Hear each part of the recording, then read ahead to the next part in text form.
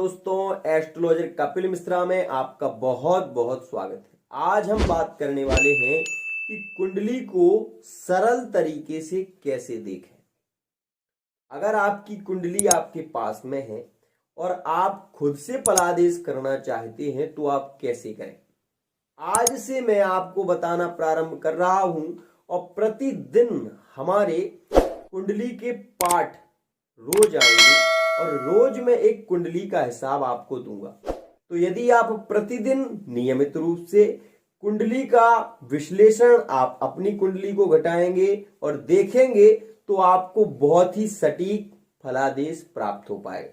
और धीरे धीरे रे मना धीरे सब कुछ होए, माली सींचे 100 घड़ा ऋतु आए फल होए। एक बार में ही मालिक कितना भी पानी एक पौधे में दे दे, परंतु वो पौधा शीघ्रता से पनप नहीं सकता। इसी प्रकार हमारे दोस्तों, हमारे मित्रों, यदि आप ज्योतिष सीखना चाहते हैं तो आप हमारे चैनल को सब्सक्राइब करें, लाइक करें, बेल आइकन को भी प्रेस करें। आइए अब हम बताने वाले हैं आपको सबसे पहला ज्योतिष का सिद्धांत। ज्योतिष में सबसे पहला सिद्धांत ये है कि क्रूर राशियां कौन सी हैं और सौम्य राशियां कौन सी हैं।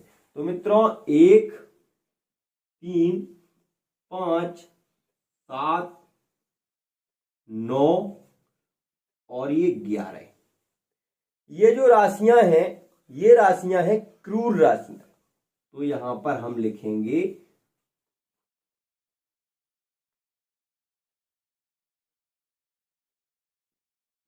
क्रूर राशियां।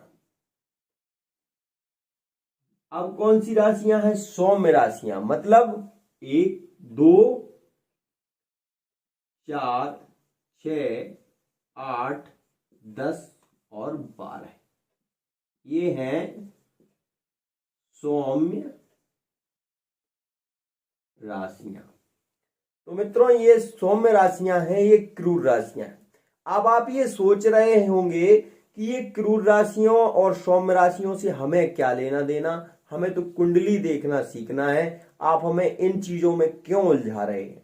मित्रों, पहला सिद्धांत यही है कि अगर आपने इन राशियों को समझ लिया तो आप अपने जीवन में कभी भी कुंडली देखने में धोखा नहीं खाएंगे। ये बात हमारी नोट कर लेना। अब मैं आपको बता दूं कि मैंने जैसे कि आपको बताया क्रूर राशियां और सौम्य राशियां, जब ये 1, 3, 5, 7, 9, 10, 9 और 11 ये राशि की लग्न आपकी हो, लग्न हो मतलब लग्न को भी समझ लीजिए। जैसा कि हम एक कुंडली तैयार कर रहे हैं, कुंडली हमने बनाई, कुंडली बनाने के बाद मित्रों उस कुंडली में यदि लग्न में इनमें से कोई भी अंक है, मान लीजिए 9 अंक है, और चंद्रमा भी मान लीजिए 9 अंक है, और 9 अंक में से चंद्रमा भी क्रूर राशि के अंक में बैठा हुआ है, जैसा कि यहां पर मान लीजिए 11 अंक है, तो इसमें आपका चंद्रमा बैठा हुआ है तो आपकी राशि कुंभ हो जाएगी। और कुंभ राशि होने के कारण आपके उग्रता मतलब क्रोध आप में ज्यादा देखा जाएगा। तो उसी के साथ आप में बल की कमी देखी जाएगी, चिड़चिड़ापन, आपका स्वभाव चिड़चिड़ा होगा, और क्रोध तो होगा ही, आपकी बहन के साथ में संबंध अच्छे नहीं होंगे, क्योंकि जो भाव है ये यहां पर मंगल कारक होता है और इस भाव में बुध की राशि कालपुरुष की कुंडली के अनुसार देखी जाती है। तो मित्रों, इस बात का हमें कैसे पता चला?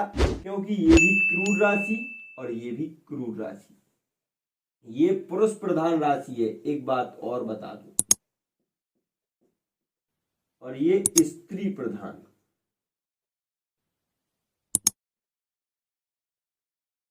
स्त्री प्रधान राशि है।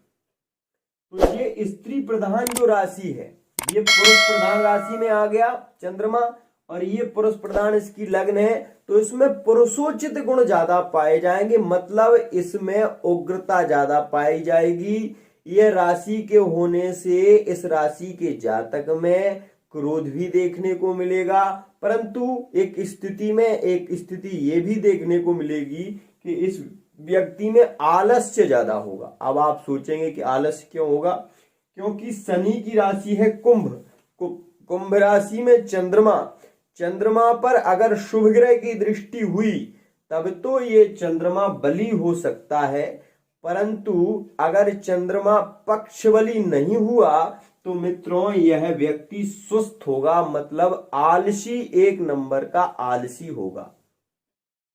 आलस इस व्यक्ति में बहुत ज्यादा देखने को मिलेगा। तो वहीं इस व्यक्ति का जो जीवन है वह जीवन में कार्य क्षेत्र में जो भी काम करेगा उसमें धीरे धीरे करेगा, मतलब इसका भाग्योदय 35 वर्ष से पूर्व नहीं हो पाएगा। अब वहीं देख लेते हैं मित्रों कि वहीं इन भावों में परिवर्तन हो, मतलब इस भाव में मान लीजिए 2 नंबर की राशि लिखी हुई है और यहां पर कहीं चंद्रमा बैठा हुआ है, मान लीजिए यहां पर चंद्रमा बैठा, तो चंद्रमा अब यहां पर बैठ गया, 6 अंक है, पूर्ण राशि है, स्त्री प्रधान राशि है, यहां पर भी 2 मतलब शुक्र की राशि है, वृष राशि है, वृष राशि और चंद्रमा पंचम भाव में है, तो ये व्यक्ति ज्ञान का क्षेत्र तो इसका अच्छा होगा ही, क्योंकि पंचम भाव है।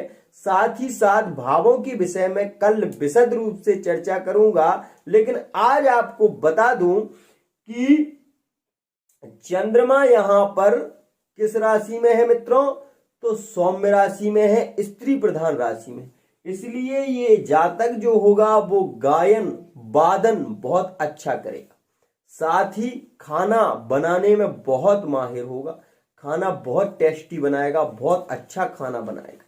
क्यों बनाएगा, क्योंकि इसकी स्त्री प्रधान राशि है, स्त्री प्रधान राशि के होने से स्त्रियोचित गुण इसमें ज्यादा पाए जाएंगे, भजन कीर्तन इसमें ज्यादा देखा जाएगा। तो वहीं ये पंचम भाव को लेकर चल रहा है, तो पंचम भाव का भी गुण देंगे, तो शिक्षा का क्षेत्र इसका बहुत अच्छा होगा, मतलब एजुकेशन बहुत अच्छी प्राप्त कर पाएगा। अब आप ये जान गए होंगे कि ये पुरुष प्रधान और ये स्त्री प्रधान 2 प्रकार की राशियों के बारे में आज मैंने आपको बताया है। मित्रों, अगर वीडियो अच्छा लगता है तो इसको शेयर करिए, लाइक कीजिए, साथ ही साथ कमेंट भी अवश्य कीजिए। अगर कोई विषय, अगर कोई बात आपके मन में बार बार परेशान कर रही है तो उसको फोन के माध्यम से नहीं, आप व्हाट्सएप के माध्यम से हमें सेंड करिए और हमसे आप उस बारे में चर्चा कर सकते हैं और हम आपको समाधान करने का पूर्ण प्रयत्न करेंगे। मित्रों, कुंडली कैसे देखी जाए इस बारे में भी बताऊंगा, और कुंडली में कौन से ग्रह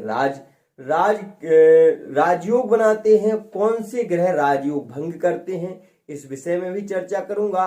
तो मित्रों, कल के लिए कुछ पार्ट कल मैं आपको बताऊंगा, भाव से भाव तक की बात, भाव का कारक क्या है, भाव में कौन सा ग्रह बली होता है, इन विषयों के बारे में कल चर्चा करेंगे। मित्रों, आप हमारे साथ बने रहिए, हमारे वीडियो को सब्सक्राइब कीजिए, लाइक करिए, बेल आइकन को प्रेस करिए और आगे के लिए भी आप बने रहिए। आज के लिए इतना ही, इसी के साथ वाणी को विराम। जय जय श्री राधे।